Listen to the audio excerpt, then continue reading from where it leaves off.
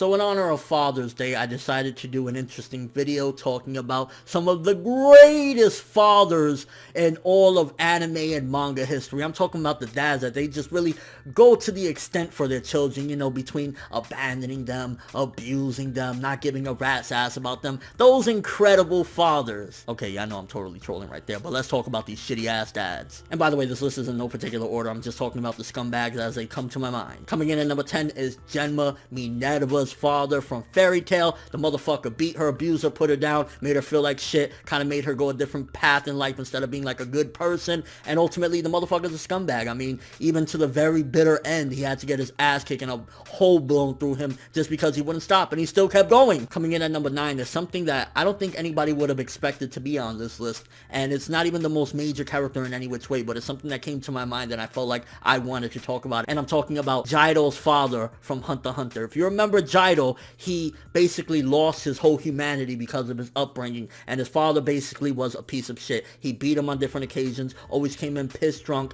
and he still kind of sort of cared for his father and felt like his father gave a shit about him, until one day Jaido's on the floor getting his ass pummeled. His father looks at him and keeps on walking, not giving a flying fuck. And Jaido's father was a piece of shit till the end. He turned this kid into a heartless person that doesn't even have humanity left in him anymore. And yeah, Jaido's father, piece of shit of the year. Doesn't even have a name, but the motherfucker's a bastard in and of himself. Coming in at number 8 is Dr. Yeager, and I'm going to be very cautious with what I say because I don't want to spoil anime-only viewers, but he's done some pretty things. I don't want to spoil or whatever, but I mean, from what we've seen in the anime as well, Dr. Yeager abandoning Eren in his time of need after the mother's death. You don't really get to see him, and then he's just been disappeared this entire time. Dr. Yeager could have been there for his son, and just read the manga and you'll understand a little bit more of what I'm referring to. Coming in at number 7 is von Hohenheim from Fullmetal Alchemist. Now, von Hohenheim abandoned his family for 10 years, and he was doing it so that he can age with his family because he didn't want to see them age while he stays exactly the same or whatever. So he had some decent motives, but I mean, at the end of the day, you abandon your family for 10 years, and in the process of that, your wife died of illness, your kids fucked themselves over, your kid lost his arm and leg, your other son lost his entire body, and yeah, he's a scumbag for that. Coming in at number 6 is another Hunter x Hunter character, and I'm talking about the motherfucker of them all, Jing. Dude left his son, didn't give a fuck about him, played games with him, said, hey, come find me, motherfucker. Like, you could have been there for your kid, motherfucker. Like, I mean, every instance of trying to find him, he kept it one step ahead. And even when he was about to see him finally, he didn't really want to. He put, like, him through a living hell. I mean, the stuff that happened on Greed Island, all of this because this kid wanted to find his father. And Jing, even at the auction, they all expressed it exactly the way we feel. You're a piece of shit dad, bro. Like, you made your kid play a game to find you after you left him as a child because you rather go hunting for your dreams than take care of your kid. Fuck yeah. Still an amazing character though, just saying. Coming in at number 5, baby, from Berserk. He's not exactly a blood father, but blood doesn't always make someone a parent. I'm talking about Guts' adoptive father, Gambino.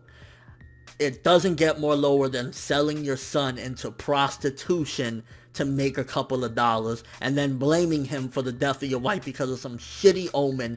Fuck Gambino to the fullest. Guts went through hell. He got raped and everything because Gambino didn't give a fuck. So Gambino, you got what you deserve. You're a piece of shit, and that's exactly why you get in this list of top 10 worst dads in anime. Coming in at number 4 is Charles v. Britannia. I mean, tricking his son, making his son and daughter go through hell, all this political bullshit just because you had your own aspirations. And mind you, yeah, he did have some sort of interesting and sort of noble reason to do it, but everything that his children have been through and then some, and just being a total piece of shit really put him on this list. Because Charles v. Britannia, I mean, look what happened to Lelouch in the end, you know what I'm saying?